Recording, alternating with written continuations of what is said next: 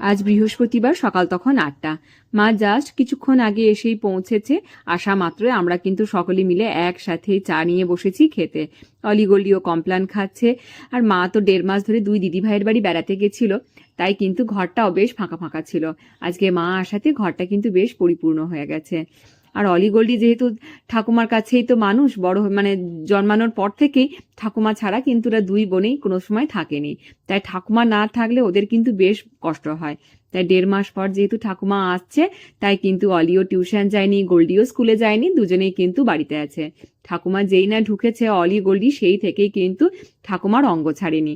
দুজনেই ঠাকুমার কাছেই কিন্তু ঘুরঘুর করা, ঠাকুমার সাথে গল্প করা, ঠাকুমার সাথে সাথে কিন্তু ঠাকুমা যেদিকে যাচ্ছে অলিগলিও কিন্তু ঠিক পিছন পিছন ঘুরে ঘুরে বেড়াচ্ছে। আর নানান যত পেটের মধ্যে কথা জমা ছিল সেগুলো কিন্তু সব উগলে উগলে ঠাকুমার কাছে সব বলছে। এটা হওয়াই স্বাভাবিক। আমরাও ছোট্ট থেকে কিন্তু দাদু ঠাকুমার কাছেই বড় হয়েছি, একসাথেই থাকতাম দাদু ঠাকুমাদের কাছেই।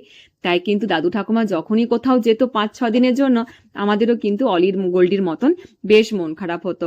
আমি আর আমার ভাইও তখন বারবার বলতাম দাদু ঠাকুমা যে কবে আসবে তবেই ভালো লাগবে।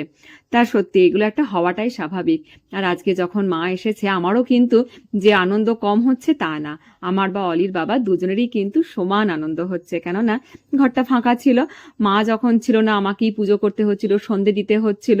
আর আজকে তো দেখতেই পেলেন মা আসার পরেই মা কিন্তু স্নান করে বৃহস্পতিবারে লক্ষ্মী পুজোটাও মাই করে নিয়েছে। ব্যাস, আমারও কিন্তু অতটা আর কোনো দায়িত্ব নেই, কেননা মা এসেছে। আর মা থাকলে না ঘরে সত্যি দায়িত্ব আমার কিছুটা কম থাকে। সকালবেলায় জলখাবারে কি রান্না করব, টিফিনে ওদেরকে কি দেব, এবং দুপুরে কি রান্না করব, সবটাই কিন্তু মায়েরই দায়িত্ব থাকে। মা সব বলে দেয়, আমি কিন্তু সেগুলো তখন রান্না বান্না সব কিছু করি। তাই মা না থাকলে সত্যি ঘরটা খুব ফাঁকাই লাগে। অলি গোল্ডির যেমন আনন্দ হচ্ছে, আমার আর অলির বাবারও কিন্তু সমানই আনন্দ হচ্ছে। চলো সকলে মিলেই জল খাবার খাচ্ছি।